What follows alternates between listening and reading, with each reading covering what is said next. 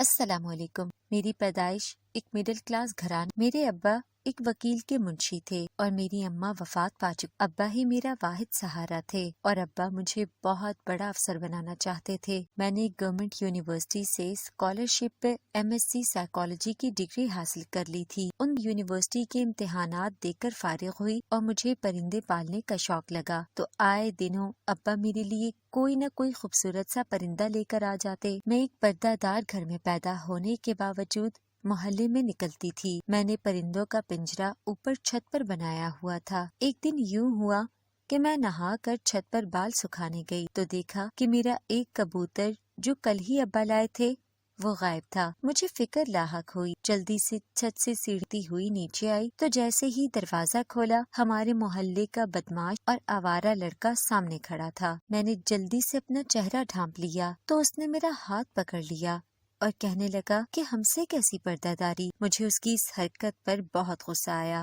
عین اسی وقت میری پھپھو بھی آ گئی۔ انہیں تو موقع چاہیے تھا مجھے ذلیل کرنے کا۔ میری پھپھو کہنے لگی، باپ گھر پر نہیں ہے تو تم باپ کی عزت پامال کرنے پر تلی ہو، اپنے یار کے ساتھ رنگرلیاں منا رہی ہو۔ میرا ہاتھ اس بدماش نے چھوڑ دیا جو کچھ دیر پہلے وہ اپنے ہاتھوں میں دبوچے ہوئے تھا۔ میری پھپھو کی آواز اتنی اونچی تھی کہ آس پڑوس کی باقی خواتین بھی آ پہنچی اور پھپھو سے ساری بات کی تفتیش کرنے لگی۔ میری پھپھو نے پھر سے وہی الفاظ دہرائے۔ مجھے ان کی اس بات پر بہت غصہ آیا اور رونا بھی۔ میں نے زور سے دروازہ پٹخا اور پھر اپنی عزت کی دھجیاں اڑتے دیکھ کر کبوتر کو بھی بھول گئی۔ باقی عورتیں اور پھپھو ابھی تک باہر گلی میں کھڑی ہو کر مجھے برا بھلا کہہ رہی تھیں۔ وہ جسے میں بدماش کہہ رہی تھی اس کا نام ذیشان تھا۔ سب اسے شانی کہتے تھے۔ میرے دل سے اس کے لیے بددعائیں نکل رہی تھیں۔ میرا سارا دن روتے ہوئے گزر گیا۔ شام کو جب ابا کام سے واپس آئے اور مجھے بجھا سا دیکھا تو پوچھنے لگے کہ آج کچھ پریشان سی لگ رہی ہو، خیریت تو ہے؟ ابھی ابا یہی بات کر رہے تھے کہ اوپر سے میری پھپھو آ گئی۔ ابا کی بات ٹوکتے ہوئے بولی، یہ کیا بتائے گی، میں آپ کو اس کے کرتوت بتاتی ہوں۔ پھر ابا کو ساری کہانی سنا ڈالی، بلکہ 2-3 باتیں تو اپنی طرف سے اور بھی لگا کر ابا کے سامنے پیش کر دی۔ مجھے بہت غصہ آیا۔ تبھی محلے کے بڑے بزرگ دروازے پر آ گئے۔ ابا نے مجھے اندر کمرے کی طرف بھیج دیا۔ پھر پھپھو، ابا اور محلے کے وہ آدمی کچھ بات کرنے لگ پڑے۔ میں کافی پریشانی ان لوگوں کے جانے کا انتظار کرنے لگی۔ تھوڑی دیر تک وہ سارے اپنے اپنے گھروں کو چلے گئے اور ابا میرے پاس اندر کمرے میں آئے۔ میں رو رو کر ان سے کہہ رہی تھی کہ ابا میں بے قصور ہوں۔ ابا نے کہا، میں جانتا ہوں، لیکن اب سب نے یہی فیصلہ کیا ہے کہ تمہارا نکاح شانی سے کر دیا جائے۔ میں ہکا بکا ابا کو دیکھے جا رہی تھی اور ان کے فیصلے پر حیران تھی۔ میں نے ابا کو سمجھانے کی بہت کوشش کی لیکن ابا نے میری نہیں سنی اور 2 دن کے اندر میرا نکاح شانی سے کر دیا۔ مجھے رخصت کرتے وقت ابا نے مجھ سے معافی بھی مانگی کہ میرا بچہ، عزت کی خاطر میں تمہاری نہیں سن پا رہا، میں مجبور ہوں۔ میں نے اپنا نصیب کا لکھا سمجھ کر مان لیا۔ ابا کی اس بات سے میں قدرے سکون میں آ گئی تھی کہ چلو کم سے کم ابا کے سامنے تو میں سرخرو ہوں، باقی دنیا کی مجھے پرواہ نہیں تھی۔ میں رخصت ہو کر شانی کے گھر آ گئی۔ شانی اکیلا ہی رہتا تھا، اس کے آگے پیچھے کوئی نہیں تھا۔ وہ کون تھا، کہاں سے آیا تھا، کسی کو معلوم تھا، بس کچھ سال سے وہ یہیں رہ رہا تھا اور محلے کے لوگوں کو تنگ کرنا اس کا شیوا تھا۔ میں دلہن بنی بیٹھی کمرے میں اس کا انتظار کر رہی تھی، لیکن جب وہ کمرے میں داخل ہوا تو شراب میں ڈوبا ہوا تھا، آتے ہی سو گیا۔ صبح ہوتے ہی وہ جلدی سے اٹھا اور مجھ سے کہنے لگا، آج ہم نے دوسرے شہر جانا ہے، تم تیار ہو جاؤ۔ میں نے سوال کیا کہ کہاں جانا ہے تو اس نے بتایا کہ اس کی ایک خالہ ہے، یوں اچانک شادی کرنے کی وجہ سے وہ آ نہیں سکی تو انہیں ہی ملنے جانا ہے۔ وہ اتنے پیار سے بول رہا تھا کہ میں اس کی بات کا انکار نہ کر سکی۔ پھر وہ میرے لیے حلوہ پوری کا ناشتہ لے کر آیا۔ ہم نے ناشتہ کیا اور میں جلدی سے تیار ہوئی۔ ایک بیگ میں چند کپڑے اس کے اور اپنے رکھے۔ پھر ہم دونوں شہر میں پہنچ کر ایک بہت ہی بڑے سے بازار سے ہوتے ہوئے آخر کار اس گھر تک پہنچ گئے جہاں ہمیں پہنچنا تھا۔ اس دوران مجھے اپنا شوہر اچھا لگنے لگا۔ شاید مجھے اس سے لگاؤ ہو ہی جاتا، لیکن اس سے پہلے ہی وہ میرے ساتھ بے وفائی کر گیا۔ ہم ایک ہال نما کمرے میں بیٹھے ہوئے تھے اور وہاں صوفے بھی بڑے اچھے اور قیمتی پڑے ہوئے تھے۔ میں نے اپنے شوہر سے پوچھا کہ کیا یہ تمہاری خالہ کا گھر ہے تو تم ان کے پاس کیوں نہیں رہتے، خواہ مخواہ ادھر ادھر بے عزت ہوتے رہتے ہو، اتنا بڑا گھر ہے تمہاری خالہ کا، دل بھی اتنا ہی بڑا ہوگا۔ تبھی ذیشان کہنے لگا، کہ جو عیاشی انسان غربت میں رہ کر سکون سے کرتا ہے وہ عیاشی امیری میں بے سکون کر دیتی ہے۔ مجھے اس وقت تو اس کی اس بات کا مطلب سمجھ نہ آیا، لیکن وقت اور حالات کے ساتھ میں سب سمجھ گئی۔ اتنی دیر میں اس کی خالہ آئیں اور مجھ سے حال احوال پوچھنے لگی، ساتھ ہی اپنی نوکرانی کو آواز دی کہ وہ ہمارے لیے جوس لے کر آئے۔ کانچ کے گلاس میں میرے لیے اور میرے شوہر کے لیے اورنج جوس لایا گیا۔ مجھے لگا کہ کچھ غلط ہو رہا ہے، لیکن دماغ شاید اس وقت اس ماحول میں کام کرنا چھوڑ گیا تھا۔ ذیشان یہ کہہ کر باہر چلا گیا کہ ایک کال کر کے آتا ہوں۔ مجھے جوس پیش کیا گیا جو سامنے ٹیبل پر پڑا تھا۔ گرمی بہت زیادہ تھی تو میں نے بھی بلا جھجک اس گلاس کو اٹھایا اور اپنے لبوں کے ساتھ لگا لیا۔ تھوڑی ہی دیر میں مجھ پر غنودگی سی طاری ہونے لگی۔ اتنی دیر میں ذیشان بھی آ گیا تو میں نے اسے بتایا کہ مجھے نیند آ رہی ہے۔ اس نے خالہ سے اپنے روم کا پوچھا کہ ہم نے کہاں سونا ہے۔ خالہ نے اپنی نوکرانی کو بلا کر کہا کہ ہمیں کمرہ دکھا دے۔ میں جو ہی صوفے سے اٹھی تو چکرا کر گرنے ہی لگی تھی کہ ذیشان نے مجھے تھام لیا اور مجھے سہارا دے کر روم تک پہنچایا اور مجھے بیڈ پر لٹا دیا۔ آدھی رات کو جب میری آنکھ کھلی تو خود کو اپنے شوہر کی باہوں کے حصار میں محسوس کیا جو مجھے اپنے گلے سے لگائے گہری نیند میں تھا۔ میں تھوڑا سا پیچھے ہٹ کر اس کے چہرے کا طواف کرنے لگی۔ وہ سوتے ہوئے بہت پیارا اور معصوم لگ رہا تھا۔ میں اسے دیکھ کر مسکرائی اور خدا کا شکر ادا کیا کہ اللہ جو کرتا ہے بہتر کرتا ہے۔ بات دراصل یہ ہے کہ میں حسن پرست اور میرا شوہر بہت خوبصورت تھا۔ ہمارے محلے میں بھی کئی لڑکیاں اسے دیکھنے کے لیے گھروں سے باہر نکل آتی، حالانکہ اس کی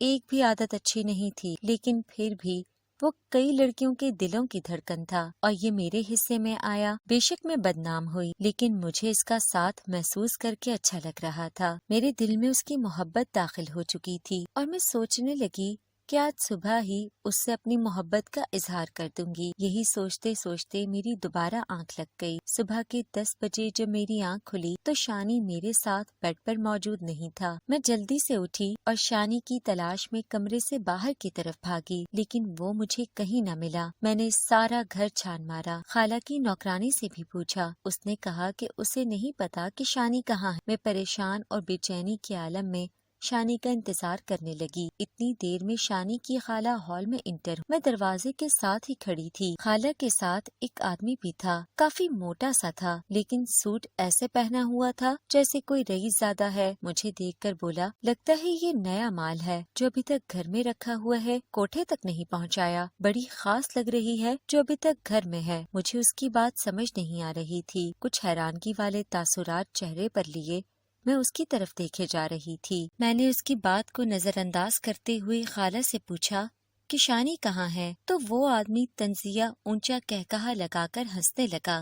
کہنے لگا، مہرونسا تمہاری بھانجی کہاں سے آ گئی؟ کیا تمہاری کوئی بہن بھی تھی؟ خالہ کہنے لگی، مجھے بھی ابھی ہی پتا چلا ہے کہ میں خالہ بھی ہوں اور میری کوئی بہن بھی تھی۔ وہ یہ بات کہہ کر ایک دوسرے کو دیکھ کر انتہائی اونچا کہکہا لگا کر ہنسنے لگے۔ میں بہت پریشان ہو کر انہیں دیکھنے لگی کہ آخر ماجرا کیا ہے۔ سوالیہ نظریں لیے میں کھڑی تھی کہ شانی کہاں ہے۔ میرا بار بار ایک ہی سوال تھا، لیکن خالہ خاموش تھیں، وہ کوئی جواب نہیں دے رہی تھیں۔ ساتھ والا آدمی کہنے لگا، مہرونسا جو بات ہے اسے بتا دو، بیچاری کب سے کھڑی ہے، یہ نہ ہو کہ تمہیں چھوڑ کر میرا اس پر دل آ جائے۔ اسے حقیقت بتاؤ اور یہاں سے چلتا کرو۔ پھر اس عورت نے مجھے بتایا کہ وہ میری خالہ نہیں ہے بلکہ ایک طوائف ہے اور ایک کوٹھا چلاتی ہے۔ شانی اس کا کوئی بھانجا نہیں ہے، بس وہ مجھ تک لڑکیاں سپلائی کرتا ہے اور میں اسے اس کی منہ مانگی رقم ادا کرتی ہوں۔ وہ تمہیں بھی بیچ گیا۔ میں نے مہرونسا کو کہا کہ وہ مجھے کیسے بیچ سکتا ہے، میں تو اس کی بیوی ہوں۔ تو وہ کہنے لگی، او لڑکی، تو اس کی جو کچھ بھی ہے ہمیں اس سے کوئی سروکار نہیں، ہم نے تو تمہاری منہ مانگی رقم ادا کی ہے۔ جیسے جیسے یہ الفاظ میں سن رہی تھی میرے پیروں تلے سے زمین نکل رہی تھی۔ مجھے نہیں پتا تھا کہ میرا عشق ادھورا رہ جائے گا۔ اس کا رات والا سوتا ہوا چہرہ بار بار میری آنکھوں کے سامنے گھومنے لگا کہ اس معصوم شکل کے پیچھے اتنا بدکردار شخص چھپا تھا۔ مجھے نہیں معلوم تھا۔ کچھ دنوں تک مجھے محسوس ہوا کہ میری کوکھ میں شانی کی اولاد جنم لے چکی تھی۔ دل کرتا کہ خودکشی کر لوں، لیکن اولاد جیسی نعمت کو کھونا نہیں چاہتی تھی۔ پھر چپ کر کے ادھر ہی گزر بسر کرنے لگی۔ ایک دن مہرالنساء کہنے لگی، اب بہت توڑ لی مفت کی روٹیاں، اب دھندے پر لگ جا۔ بہت انکار کیا کہ مجھے یہ کام نہیں کرنا، لیکن کرنا تو تھا، آخر بچے کے لیے تو جینا تھا نا۔ مہرالنساء نے مجھے کوٹھے پر شفٹ کر دیا، جہاں پر میری طرح بہت سی مجبور اور لاچار لڑکیاں، لیکن زندگی گزارنے کے لیے دل پر پتھر رکھ کر وہ سب کر رہی تھیں جن پر ان کا ضمیر نہیں مانتا تھا۔ وہاں کے گرو مجھے ڈانس کی پریکٹس کروانے لگے۔ ابا بہت یاد آتے تھے۔ کوٹھا رنگ برنگی پریوں کا کھاڑا تھا، یہاں پر آنے والے ان رنگ برنگی پریوں کو نوچ نوچ کر کھاتے۔ وہاں پر ایک لڑکا روزانہ آتا تھا جس کی کوٹھے کے باہر دکان تھی۔ وہ روز شام کو آتا اور جس کسی نے کچھ منگوانا ہوتا تو اس سے منگوا لیتا۔ میں نے اس سے کبھی کوئی بات نہیں کی تھی۔ ایک دن وہ میرے پاس آیا اور کہنے لگا، آپ بہت خاموش رہتی ہیں، نہ ہنستی ہیں نہ بولتی ہیں۔ پھر وہ روزانہ میرے پاس آ کر بیٹھ جاتا اور باتیں کرتا رہتا، اور مجھ سے کسی بات کا جواب نہ پا کر وہ اٹھ جاتا۔ ایک شام وہ بھی بن سنور کر ایک آدمی کے ساتھ آیا اور اس نے مجھے بتایا کہ وہ اس کا دوست ہے، ایک رئیس خاندان سے تعلق رکھتا ہے۔ میں، اس کا دوست اور وہ اکٹھے بیٹھ کر باتیں کرنے لگے۔ اس کا دوست مجھے بہت گہرا سا انسان لگا۔ وہ جب بھی آتا مجھ سے باتیں کرتا اور واپس چلا جاتا، کچھ میرے دل کی سنتا اور کچھ اپنی سناتا، لیکن کبھی بھی مجھ سے غلط ڈیمانڈ نہیں کی۔ تھوڑا سا خوش مزاج زیادہ ہی تھا۔ آہستہ آہستہ میری حالت خود بخود بدلنے لگی۔ ادھر آنے کے بعد میرا بھی دل چاہنے لگا کہ میں اپنی صورت کو آئینے میں دیکھ، اور بننے ٹھننے کی خواہش پیدا ہو گئی۔ اس کی وجہ یہ تھی کہ جب میں اپنی ہم عمر لڑکیوں کو یوں آزاد دیکھتی کہ وہ اپنے عاشقوں سے اعلانیہ طور پر ملتی ہیں، تو میرے دل میں بھی خواہش ہوتی کہ میں بھی کسی عاشق کو تلاش کروں تاکہ یہاں سے نکل سکوں۔ مہرالنساء کے سامنے میں نے معصومیت کو پسے پردہ کر کے خود کو بے حیائی میں ڈھال دیا۔ ایک آدھ مہینے کے اندر ہی میں کافی مشہور ہو گئی۔ ڈانس کے حوالے سے بڑے بڑے رئیس آنے لگے تو آزادی کی ہوس اور بڑھ گئی کہ کب یہاں سے نکلوں۔ بالآخر ایک رئیس زادہ میرے عشق میں چور ہو چکا تھا۔ میں اس کے ساتھ کوٹھے سے باہر نکلی اور اسے چکما دے کر وہاں سے نکل آئی۔ بڑی مصیبتیں جھیل کر اپنی ایک دوست کے گھر پہنچی جو کہ دوسرے شہر رہتی تھی، اور اسے ساری بات بتا دی۔ اس نے کچھ مہینے مجھے اپنے گھر میں پناہ دی۔ جب میری بیٹی نے جنم لیا تو اس کا بھی میری دوست نے ہی خیال رکھا۔ پھر وہ میرے ابا کے پاس شہر میں گئی اور انہیں ساری حقیقت بتا کر یہاں اپنے پاس لے آئی۔ میری دوست نے ہمارے لیے گھر رینٹ پر لیا۔ مجھے ایک NGO میں جاب مل گئی۔ اب میں، ابا اور میری بیٹی اکٹھے رہتے ہیں۔ شانی کا آج تک پتہ نہیں چل سکا کہ وہ کہاں گیا ہے۔